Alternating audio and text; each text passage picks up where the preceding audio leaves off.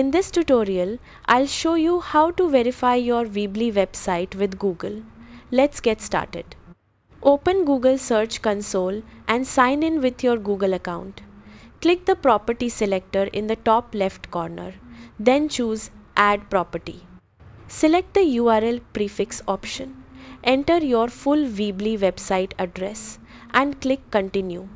Choose the HTML tag verification method and copy the meta tag provided by Google. Next, sign in to your Weebly account and open the website you want to verify. Click Edit Site to open the website editor. Go to Settings, then open the SEO section. Find the header code field and paste the Google verification meta tag into the box. Save your changes and publish your website so the verification code is live. Return to Google Search Console and click Verify.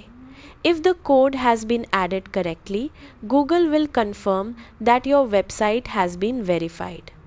That's how to verify your Weebly website with Google. Thanks for watching.